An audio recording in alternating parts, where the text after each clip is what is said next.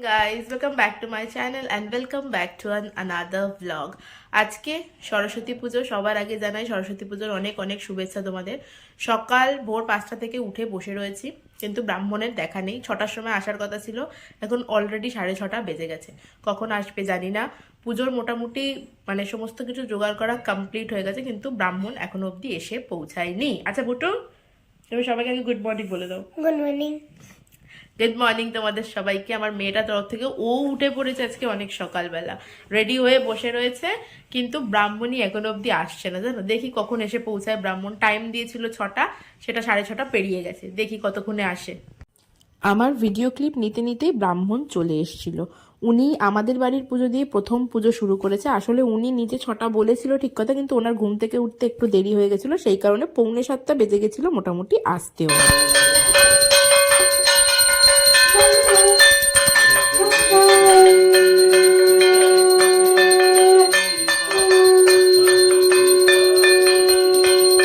করো ঠাকুর, নন্য করো।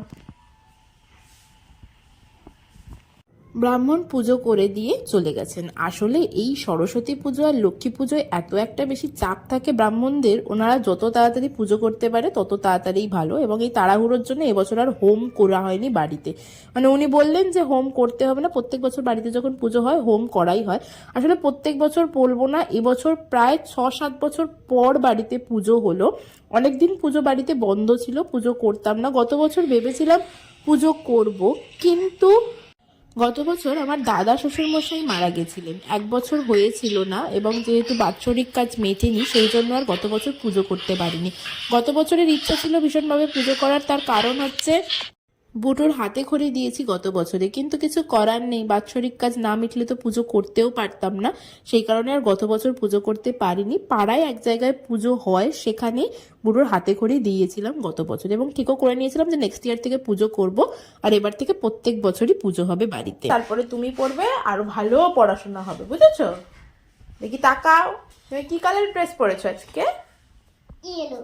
Yellow yellow পড়তে হয়, তাই না?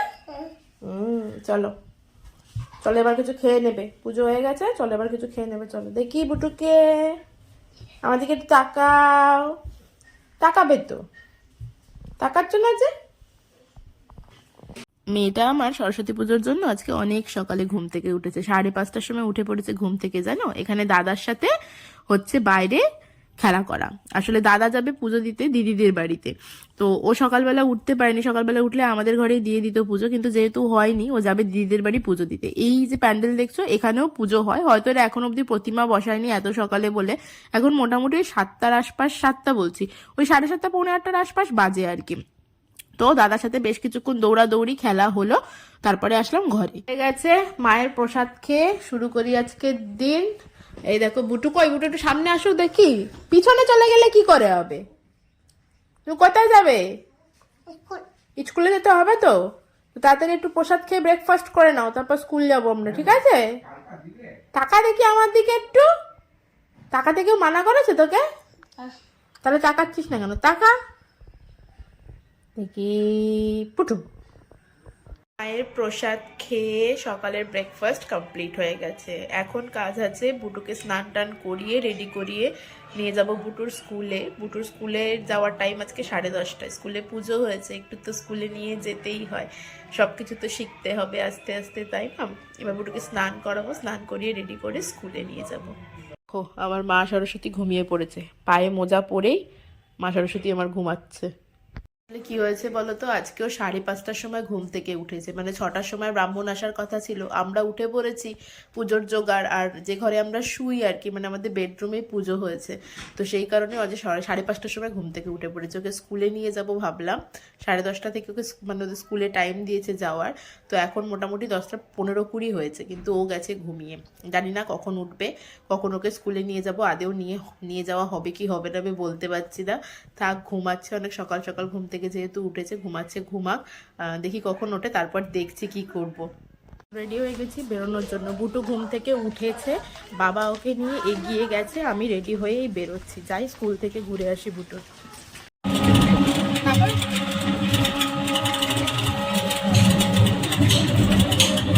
বুটুর স্কুলে গিয়ে দেখলাম বুটুদের স্কুলে এখনো অবধি পুজো হয়নি, ওখানেও ব্রাহ্মণ আসেনি। সব জায়গাতেই ব্রাহ্মণের প্রবলেম, ব্রাহ্মণদেরই দেরি বেশি।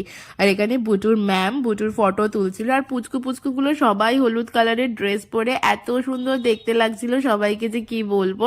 তারপরে কিছুক্ষণ বসলাম ওখানে, বসে ওখান থেকে প্যাকেট কালেক্ট করলাম, সব বাচ্চাদেরই প্যাকেট দিচ্ছে, সেটা নিয়ে বুটুকে নিয়ে চলে গেলাম বাড়ির দিকে। ক্যামেরার দিকে কখনো তাকাও না, তাকিয়েছো?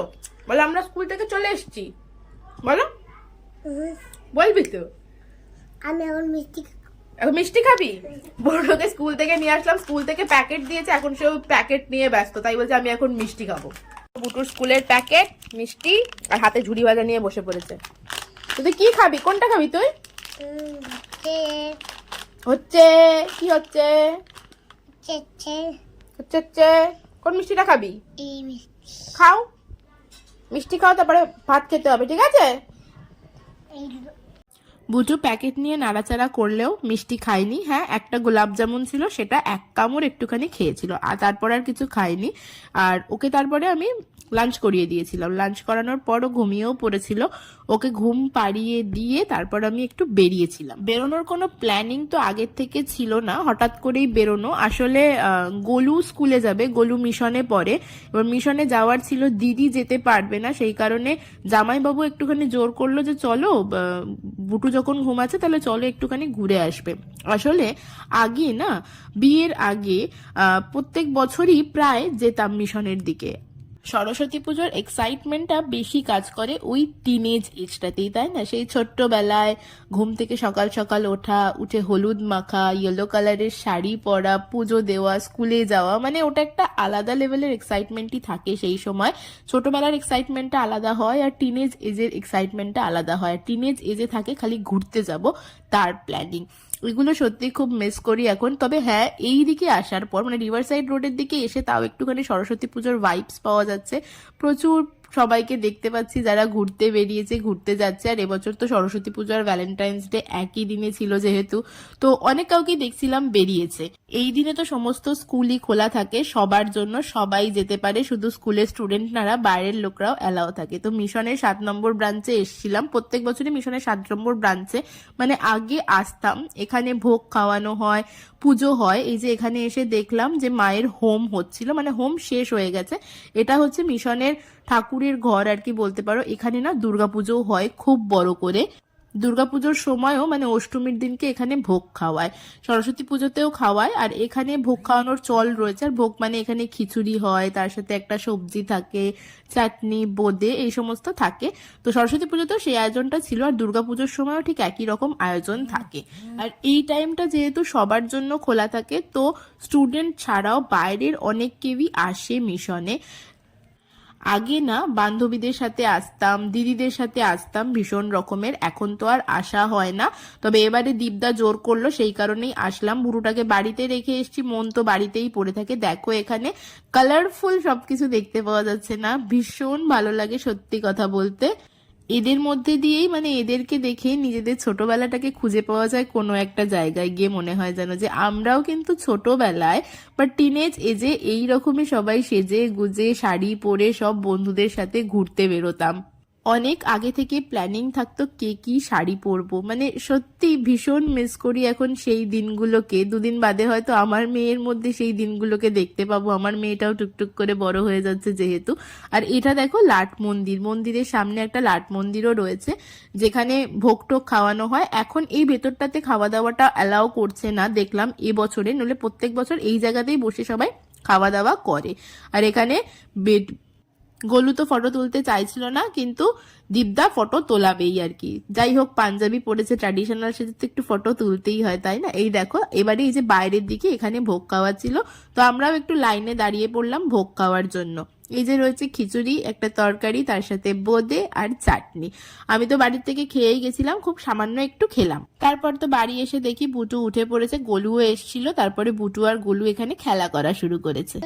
জয় দেবী, জয় জয় জয় জয় দেবী দেবী, চোরা চোরা সারে তার সাথে সাথে বীণা রঞ্জিত বিরাজ রঞ্জিত পুস্তক হস্তে পুস্তক হচ্ছে ভগবতী ভারতী ভগবতী ভারতী দেবী নমস্তে।